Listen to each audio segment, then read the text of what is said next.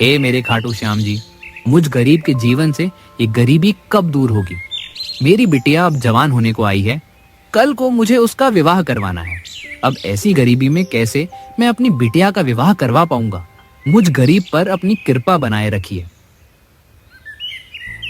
ये है दिनेश, जो पेशे से एक लकड़हारा है। दोपहर का समय था। दिनेश कड़ी धूप में जंगल में लकड़ियां काट रहा था। शाम का समय काफी मुश्किलों का सामना करने के बाद दिनेश ने कई सारी लकड़ियां तोड़ ली थीं।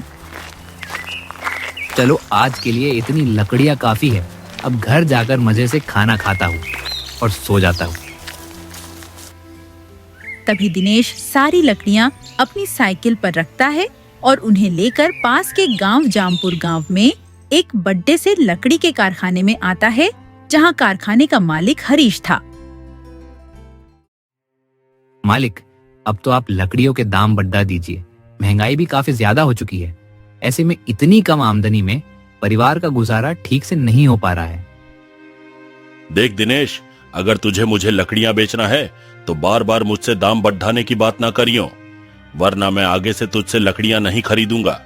एक तो हमसे ही लोग इतने सस्ते दाम में लकड़ियां खरीद कर ले जाते हैं, तो मैं कहां से तुझे लकड़ियों के ज्यादा दाम दूं? ये ले पैसे और जा यहां से। आज भी कारखाने के मालिक के मुंह से कड़वे बोल सुनकर दिनेश उदास चेहरा ली इसी गांव में अपने छोटे से एक कमरे के झोपड़े घर में आता है, जहां दिनेश की पत्नी सरला मिट्टू के चूल्हे के पास बैठी खाने की व्यवस्था कर रही थी और बेटी सपना चारपाई पर बैठी थी। दिनेश और इसके परिवार वालों की आर्थिक स्थिति बेहद गरीबों वाली थी। अरे क्या आज भी आप खाली हाथ चले आए क्या? गैस चूल्हा और हांडी कहाँ है? सरला दुकानदार मुझे उधार गैस चूल्हा नहीं दे रहा है और मेरे पास इतने पैसे नहीं हैं कि मैं नया गैस चूल्हा खरीद सकूं। मेरे ही कर्म फूटे थे जो मैंने आप जैसे मनुष्य भिखारी आदमी से ब्याह कर लिया था। आखिर कब तक मुझे इस गरीबी में घुट घुट कर जीना होगा? कब से कह रही हूँ मैं कि इस मिट्टी के चूल्हे पर खाना बनाने से मेरी हालत खराब होती जा रही है, पर इस आदमी को पत्नी की जरा भी परवाह नहीं है। ऐसा नहीं है सरला, मैं हर रोज पैसे जुटाने की कोशिश कर रहा हूँ, पर तुम तो जानती हो ना कि मैं एक मामूलियों सा लकड़हारा हूँ। जितनी लकड़ियां तोड़ता हूँ मुझे केवल उतना ही पैसा मिल पाता है।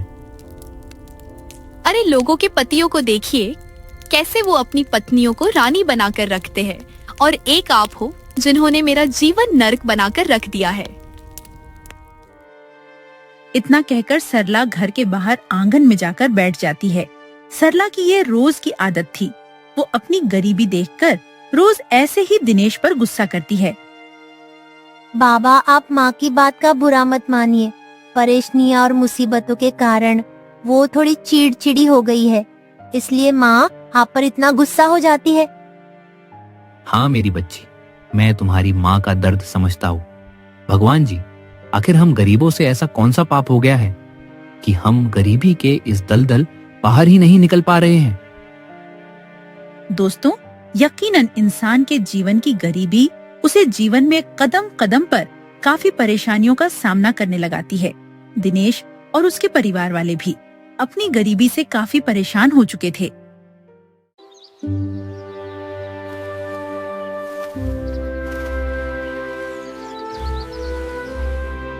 अगले दिन सवेरे दिनेश रोज की तरह फिर से जंगल में लकड़ियां काटने चला जाता है और शाम तक कई सारी लकड़ियां लाकर वो उन्हें सस्ते दाम में बेच देता है। अब इसी तरह दिन प्रतिदिन बीतने लगे। पत्नी के रोज रोज ताने, कम कमाई, बेटी परिवार की चिंता, इन सब से दिनेश काफी परेशान हो चुका था।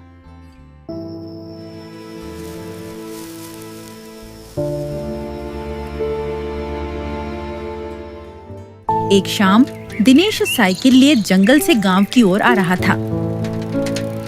कारखाने के मालिक ने सही कहा कि अगर हमें अपनी गरीबी दूर करनी है तो हमें एक एक पैसों की बचत करते रहना होगा, तभी हमारी गरीबी दूर हो पाएंगी। काश कि मैं भी पढ़ा लिखा होता तो आज मैं भी किसी अच्छी जगह काम कर रहा होता। पढ़ा लिखा ना होने से और गांव में दूसरा कोई काम ना होने से दिनेश को लकड़ियां बेचने का काम करना पड़ रहा था।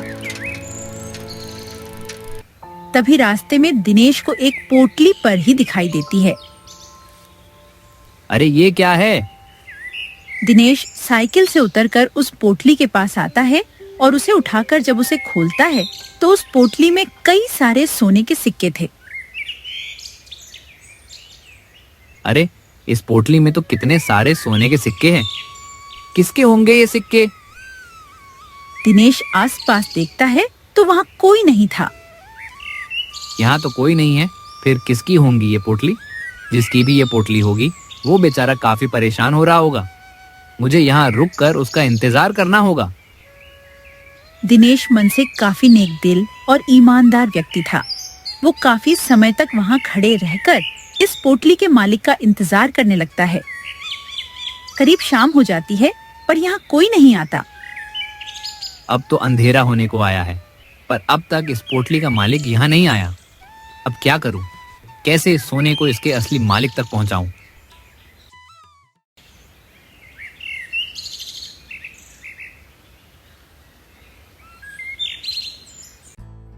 थोड़े समय बाद दिनेश वो पोटली और लकड़ियां लेकर अपने घर आता है और सरला को सारी बात बताता है। जी इतना सारा सोना, हम तो माला माल हो गए। बाबा इतने सारे सोने के सिक्के किसके हैं? पता नहीं बिटिया, जिसके भी ये सिक्के होंगे वो बेचारा इन सिक्कों के कारण काफी परेशान हो रहा होगा। हमें कैसे भी करके उस आदमी को ढूंढना होगा और उसे उसके ये सोने के सिक्के लौटाने होंगे। तभी सरला झट से उठकर घर का दरवाजा बंद कर देती है और दिनेश के पास आती है। आपका दिमाग क्या घास चरने गया है क्या? अरे हमारे पास सामने से इतनी सारी लक्ष्मी छलकर आई है और आप इसे अपने से दूर करने की बात कर रहे हो। ये सोना हमारा है और हम ये किसी को नहीं देंगे। कैसी बातें कर रही हो तुम सरला? ये किसी और की अमानत है, इसे हम कैसे अपने पास रख सकते हैं? सरला काफी लालची किस्म की महिला है। इतनी ईमानदारी करके क्या करोगे? मैंने कहा ना, हम ये सोना किसी को नहीं देंगे। ये सोना हमारा है और इस पर हमारा अधिकार है।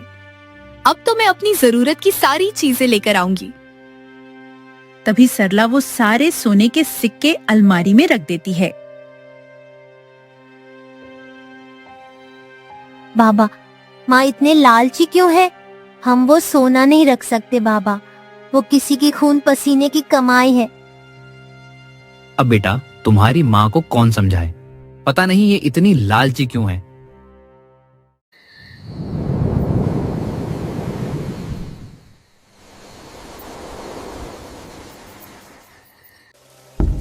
थोड़े समय बाद अचानक दरवाजे पर बाहर से किसी की दस्तक होती है। इतनी रात को कौन आया होगा? सुनिए जी, अगर उस सोने का असली मालिक होगा तो आप उसे साफ कह देना कि हमें कोई पोटली नहीं मिली। अगर आपने ऐसा नहीं कहा तो मैं हमेशा के लिए अपने मायके चली जाऊंगी। फिर संभालना आपने अकेले अपनी बेटी को। सरला का स्वभाव काफी गुस्से वाला था। वो हमेशा दिनेश को धमकियां देती थी। तभी दिनेश दरवाजा खोलता है तो सामने एक जवान लड़का आंखों में आंसू लिए खड़ा था। क्या हुआ बेटा? कौन हो तुम? काका जी, क्या आपको यहाँ आसपास रास्ते में कोई पोटली मिली है? वो पोटली मेरी है और उसमें मेरे कई सारे सोने के सिक्के हैं। ये सुनकर सरला और दिनेश दंग रह जाते हैं। तभी दिनेश सरला की ओर देखता है तो सरला दिनेश को गुस्से भरी निगाहों से देखने लगती है। काका जी, मेरी माँ बहुत बीमार है, वो हॉस्पिटल में है और मैं उस सोने से अपनी माँ का इलाज करवाने वाला था। अगर आपको वो पोटली मिली हो तो मैं आपसे हाथ जोड़कर विनती करता हूँ, मुझे वो पोटली लौटा दीजिए, वरना मेरी माँ की जान चली जाएगी। इस लड़के में दर्दनुमा आंसू देखकर दिनेश को इस पर दया आ जाती है। देखो बेटा, नहीं, हमें कोई पोटली नहीं मिली है, तुम जाओ यहाँ से। इतना कहकर सरला घर का दरवाजा बंद कर देती है। सरला, ये क्या कर रही हो तुम? खबरदार, जो आपने उस लड़के को सोना दिए तो वो सोना हमारा है। माँ, वो बेचारे तकलीफ में है, उनकी माँ का जीवन खतरे में है। हमें उनका सोना उन्हें लौटा देना चाहिए। हाँ सरला, उस बेचारे को उस सोने की बहुत जरूरत है। ये महानता ना कही और दिखाना आप। और तू क्या अपने बाबा की चमचागिरी कर रही है? चल जाकर सो जा। तभी सरला सपना के साथ चारपाई पर जाकर लेट जाती है। सरला, इतनी लालची क्यों है? वो बेचारा लड़का कितना परेशान हो रहा है, कहीं हमें उसकी हाय न लग जाए।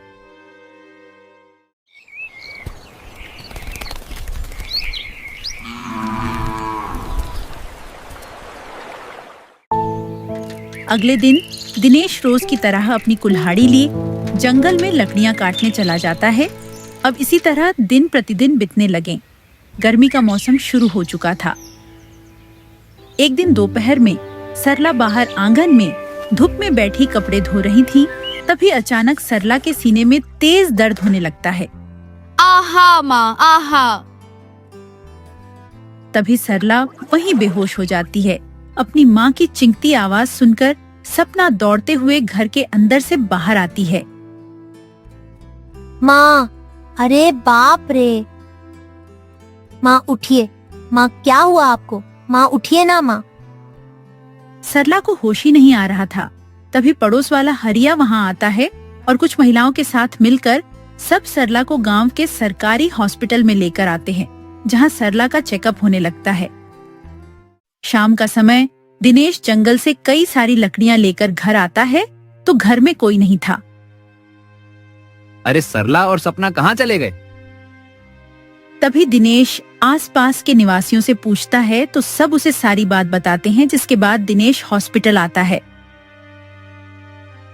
डॉक्टर साहब, क्या हुआ सरला को? सरला जी को दिल का दौरा पड़ा है, हमें तुरंत उनका ऑपरेशन करना होगा। आप 2 लाख रुपयों की व्यवस्था कीजिए। ये सुनकर दिनेश के होश उड़िए जज जाते हैं।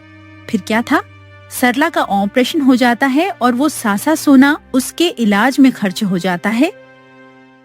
कुछ दिन बाद सरला अब नॉर्मल थी। एक सुबह सरला, देखा तुमने, लालच का अंजाम बहुत बुरा होता है। तुमने लालच में आकर उस मजबूर लड़के का सोना हड़पा और बदले में वो सारा सोना तुम्हारे इलाज में चला गया। सरला, हमें कभी किसी का हक पछाना नहीं चाहिए। हमेशा ईमानदारी और मेहनत का पैसा ही लेना चाहिए। बाबा, आज आप लकड़ियाँ काटने मत जाइए ना। आपकी भी तबीयत ठीक नहीं है। माँ के कारण आप भी कितने दिनों से ठीक से सो नहीं पाए। मैं ठीक हूँ मेरी बच्ची। बीते कुछ दिनों से मैं लकड़ियां लाने नहीं जा पा रहा था, इसलिए अब पास में 1 पैसा नहीं बचा। ऊपर से सरला की दवाई भी लानी है, तो मुझे जाना होगा बिटिया। तभी दिनेश अपनी कुल्हाड़ी लेकर दूर जंगल में आता है और वहाँ कड़ी धूप में लकड़ियां काटने लगता है। ये क्या हो रहा है हमारे जीवन में भगवान जी? क्यों हमारे जीवन में कोई खुशियां नहीं आ रही है? एक तो गरीबी चैन से जीने नहीं दे रही, ऊपर से परेशानियां बार बार आकर हमारा जीना मुश्किल कर रही है। तभी दिनेश शाम तक कई सारी लकड़ियां तोड़ता है।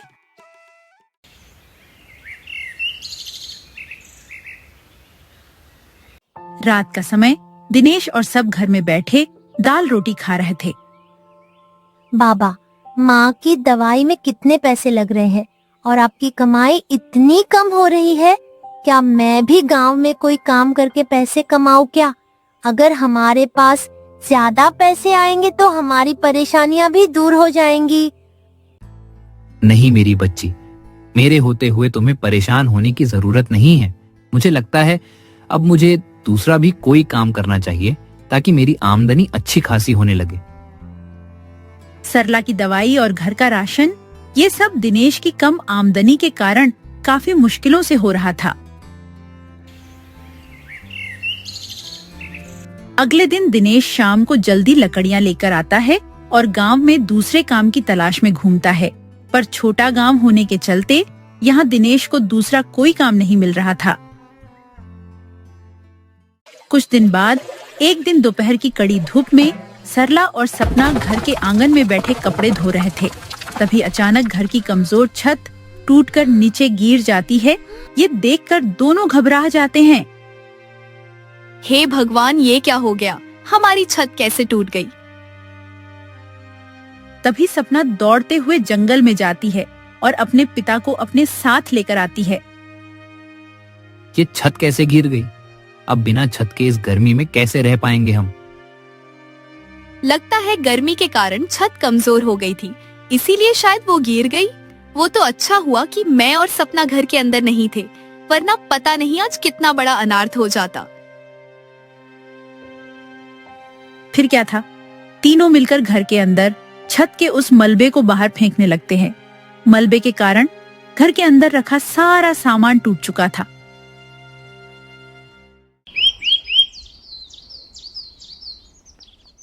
दो दिन बाद शाम में सब अपने बिना छत के घर के अंदर बैठे थे। जी, अब क्या करें? बिना छत के इस घर में हम कैसे रह पाएंगे? यहाँ तो ना सोया जाएगा ना बैठा जाएगा। हमारे पास इतने पैसे भी नहीं है कि हम नया छत बना सके। ये परेशानियां भी ना एक साथ ही आती हैं। बाबा, मेरे पास एक उपाय है। हम अपनी छत लकड़ियों से बनाते हैं ना, लकड़ियों का वजन भी कम होता है और इसके लिए हमें पैसे भी नहीं लगेंगे। हाँ, ये उपाय बढ़िया है बेटा। लकड़ियां तो हम जंगल से कई सारी ला सकते हैं। मैं कल से ही बड्डी वाली लकड़ियां लाना शुरू करता हूँ और फिर हम लकड़ियों से नया छत बनाते हैं।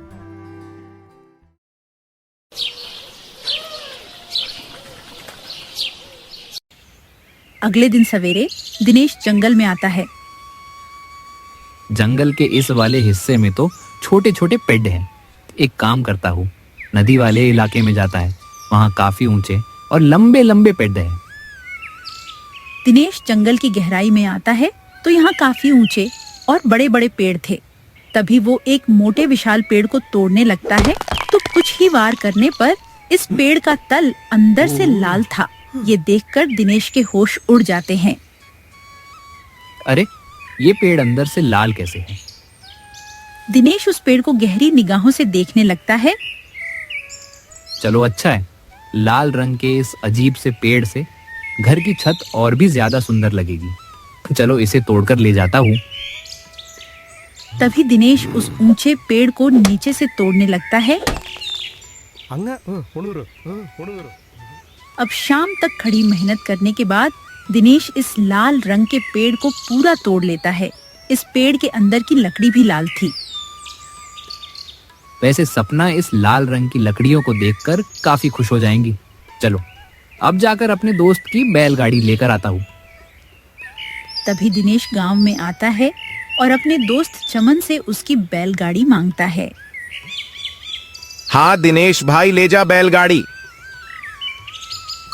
तभी दिनेश चमन की बैलगाड़ी लेकर जंगल में आता है और उन लाल रंग की लकड़ियों को बैलगाड़ी पर रखकर उन्हें अपने गांव लेकर आता है। तभी रास्ते में उसे चमन दिखाई देता है। चमन जब उन लकड़ियों को देखता है, अरे ये लाल चंदन की लकड़ियां हैं। इस दिनेश के पास ये लकड़ियां कहां से आई? और भाई दिनेश, ये लकड़ियां कहां से लाया तू?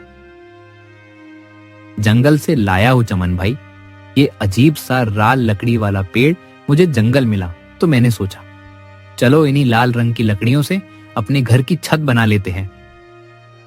अरे इस बेवकूफ को तो ये पता ही नहीं है कि लाल चंदन की लकड़ियां हैं, जिसकी बाजार में लाखों की कीमत है। मौका अच्छा है, इस दिनेश को बेवकूफ बनाकर इससे ये सारी चंदन की लकड़ियां खरीद लेता हूँ। मैं तो मालामाल हो जाऊंगा। तभी चमन उन लकड़ियों के पास आता है। वैसे मुझे भी इसी तरह की लकड़ियां चाहिए दिनेश। क्या तू ये लकड़ियां मुझे दे सकता है? मैं तुझे इसके 10 गुना ज्यादा दाम दूंगा। ये सुनकर दिनेश दंग रह जाता है। क्या 10 गुना ज्यादा दाम? ये सौदा तो बहुत ही अच्छा है। ये लकड़ियां चमन को बेच देता हूँ और फिर जंगल जाकर मैं दूसरी लकड़ियां ले आऊंगा। ठीक है चमन भाई, आप ये लकड़ियां ले लो। चमन काफी खुश होने लगता है। तभी चमन जैसे ही दिनेश को पैसे देने लगता है कि तभी वहाँ दिनेश की पत्नी सरला आ जाती है। दिनेश जी रुक जाइए, इन लकड़ियों को मत बेचिए। ये बहुत ही कीमती लकड़ियां हैं।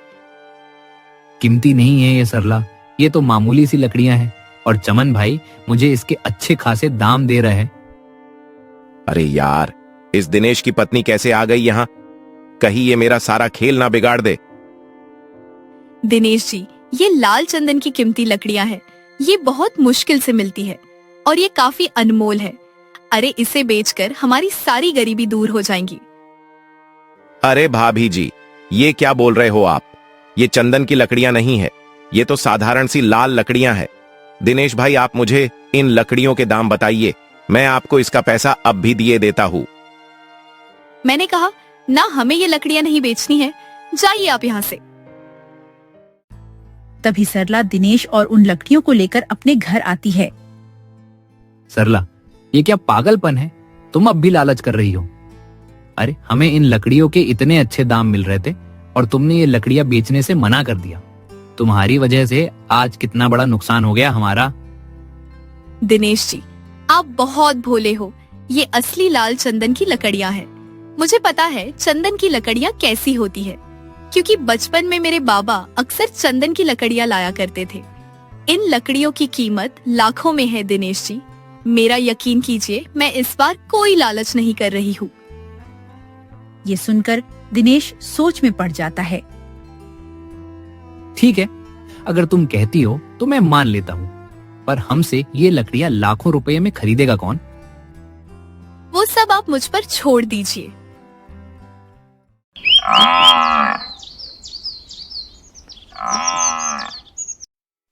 अगले दिन सरला शहर जाकर एक अमीर आदमी को अपनी वो लकड़ियां दिखाती है, जिसके बाद वो अमीर आदमी दिनेश से वो सारी लाल चंदन की लकड़ियां खरीद लेता है और बदले में दिनेश को लाखों रुपए दे देता है। रात का समय दिनेश और सब अपने घर में थे। वाह वाह सरला, हम तो लखपति बन गए। मैंने कहा था ना आपको कि वो चंदन की लकड़ियां काफी कीमती होती है। अब हम इन पैसों से अपना बड़ा सा घर बनाएंगे और आपके लिए एक बढ़िया सा कारोबार खोलकर खुशी अपने जीवन बिताएंगे। इतने पैसे पाकर दिनेश काफी खुश होने लगता है। फिर क्या था, दिनेश सरला उन पैसों से अपना एक बढ़ा नया घर बनाते हैं और दिनेश एक कारोबार खोलकर खुशी खुशी अपने परिवार के साथ अपना आगे का जीवन बिताने लगता है।